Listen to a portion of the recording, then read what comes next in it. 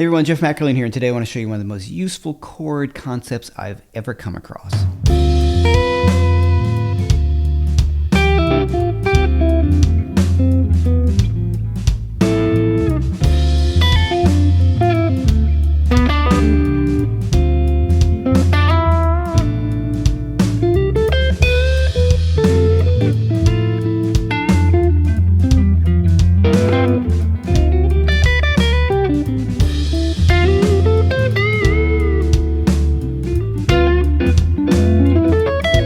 That might sound a little jazzy, but don't get scared. You can use it in any situation, pretty much in any style of music, especially if you're sitting on one chord. In other words, you have a one chord vamp, whether it's a funk tune, jazz tune, blues tune. If there's just one chord going, I often had a real hard time figuring out what to play. So this particular chord vamp is in D minor.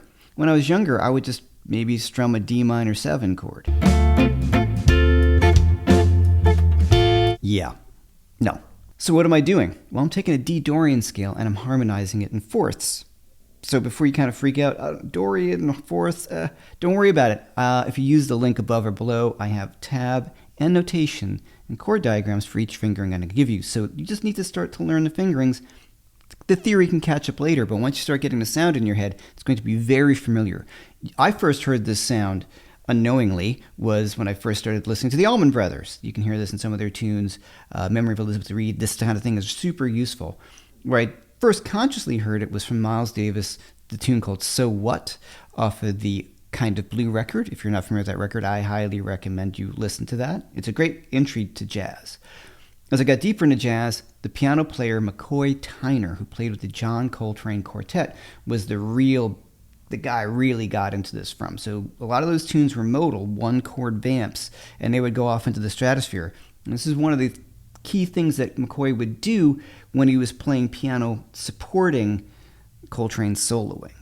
I know I keep on talking about jazz references, but I'm a huge jazz fan. But you do hear this all the time, especially in jam bands. You hear guys like Jimmy Herring do this, Fish, the Grateful Dead, all these kind of things. This is very, very common. So let's take a look at what I'm doing. So I'm taking a D Dorian scale, which is the same as the notes of C major. D, E, F, G, A, B, C, D, E, F, G, A, B, C. So what we've done, we're going to harmonize that in fourths. I'm just, for this lesson, I'm going to concentrate on the 5, 4, 3, and 2 strings right in here. And there's a good reason for that, because it just sounds really cool, and we get some really nice fingerings. So the first one, I'm going to start off with my D. D, I'm going to count up 4 notes from that to get the fourth above. D, E, F, G. All right, so I'm going to start from the G and count 4 notes above that within the scale. G, A, B, C. Count 4 above the C within the scale. C, D, E, F. I get this voicing. Now that can be seen as a D minor 11, but we're not going to look at it that way right now. We're going to look at it. I can use this voicing as opposed to playing a D minor 7 chord. Let's hear that chord over the track.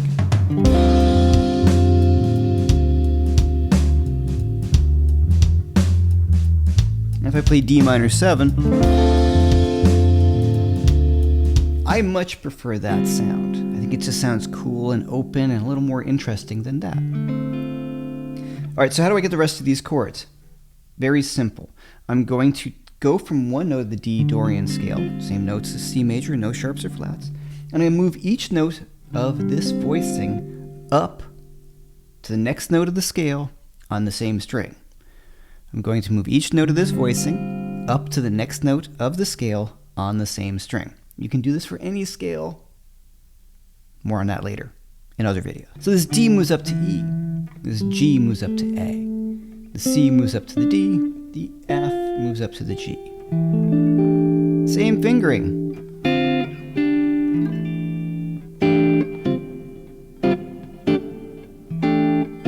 Very common sound. Okay, now we're going to go from this, which is sort of like a bit of an E minor 7, isn't it? Now if you move up each note to the next note in the scale on the same string, E to F, A to B, D to E, G to A.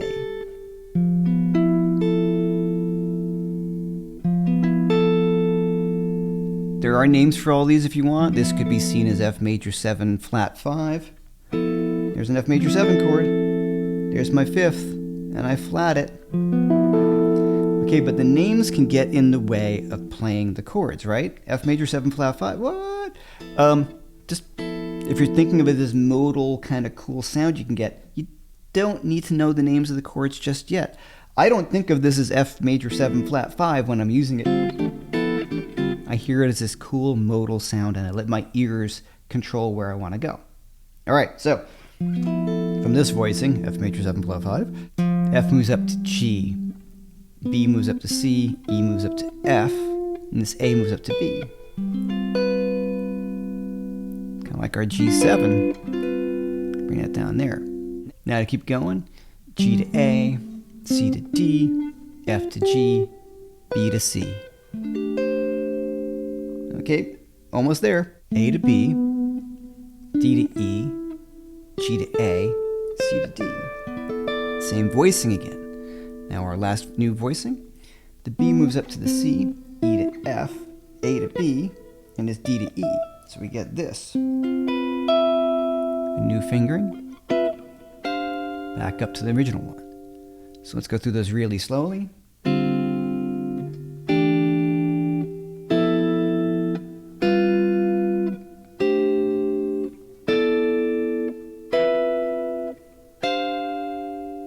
Now, of course, I can go lower, right?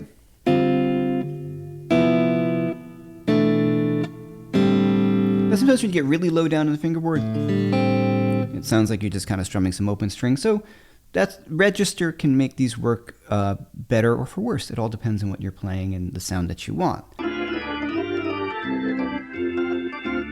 Just a quick station break. If you like my channel, please like and subscribe. It helps me out quite a bit. Also, I have my guitar reference guide on a special discount sale going on right now using the link above or below. It's a downloadable PDF booklet. It's got all your scales in it, chord voicings, arpeggios, and more. For a special price, use those links above or below.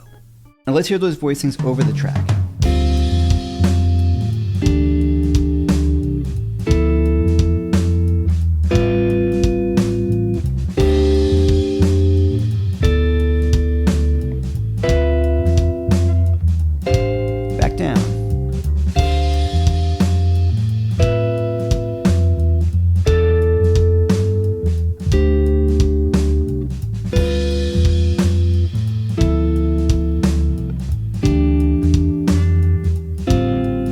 Down.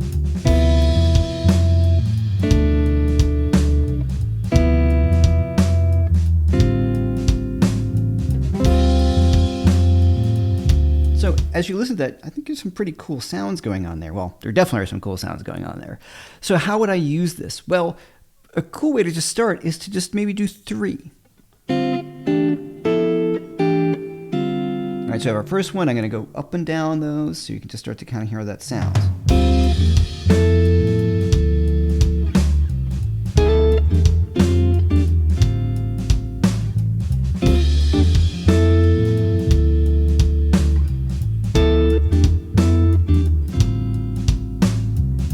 Now I love these. Check that, right? How about here?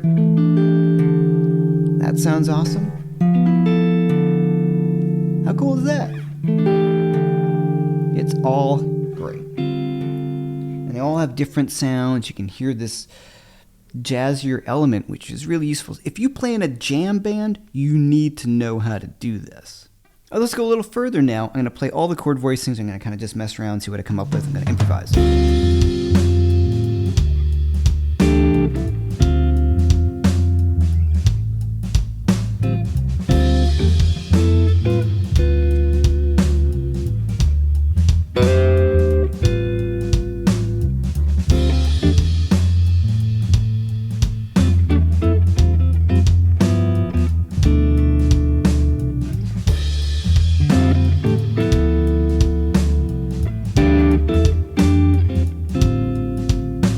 Now, of course, what I play chord-wise is extremely dependent upon what's going on musically.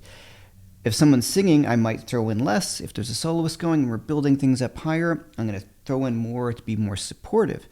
If the soloist is starting off low and leaving a lot of space, I'm going to leave a lot of space as the accompanying instrument. So that's really, really important. And that's where listening to a lot of recordings is really, really important.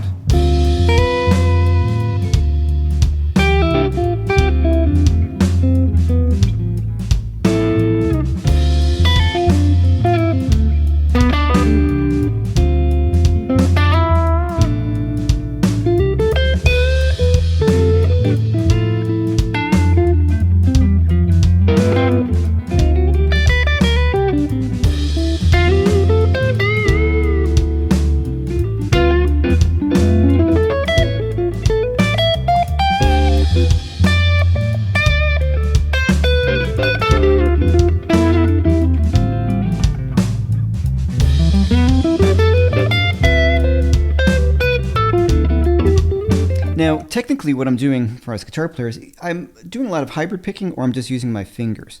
So very often I'm playing all those notes in unison with my thumb, first finger, middle finger, and ring finger. So thumb, 1, 2, 3.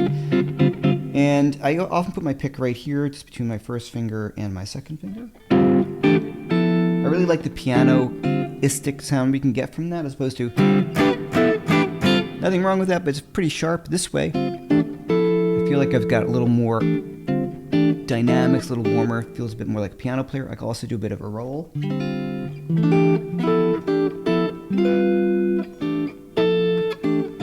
Right? Or I will often hybrid pick it, where I use my pick.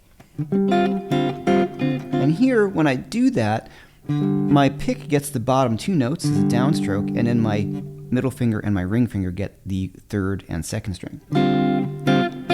So it's kind of this plant thing like that. Pretty imprecise, really. Still reads well, though.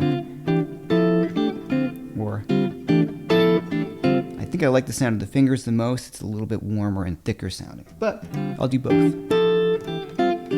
Now, does it stop there? No, of course not. I could maybe add in the high string. Really pretty sound. Let's check out this cool little exercise that you can do to start to experiment with this. I'm going to jump around. I'm going to go up a third, and then back a half. So let's check out this cool little exercise to help get this under your fingers.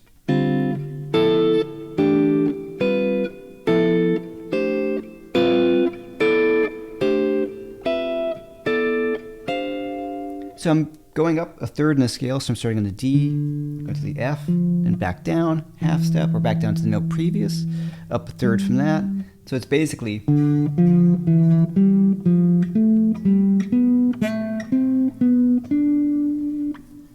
I've got that tabbed out for you. Let's check out how that sounds.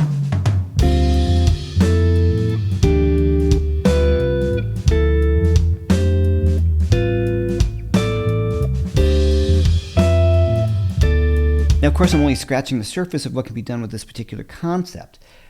Just you run over it right here. We're using the D minor track that I've given you. You start to get it under your fingers. You can try it over different modes and different keys and things a little later, but get these ideas together over this D minor track, and you can start to apply it instantly. Say if you're playing like In Memory of Elizabeth Reed by the Allman Brothers, you can use it there. Moon Dance, any jam tune that you're sitting on a 1 minor chord for any extended period of time. If you're playing a minor blues, you can use this over any of the chords, the 1, the 4, and the 5 in a minor blues, as long as you change the notes accordingly to fit each chord. But the sky's the limit with this thing, so I hope you dig into it, hope you enjoy it. Please spend some time with this. It was a real game changer for me when I first learned this. Really opened up so many ideas and sounds to me, and I use it constantly in my playing, as does sort of everyone else. I'm Jeff McElrain. I hope you enjoyed the video. Please hit the like and subscribe button. Helps out the channel, of course. And go over to JM Guitar Lessons. You can check out my free backing tracks, my free ebook and mini course, Arpeggios Unlocked, and much, much more. I'll see you the next time.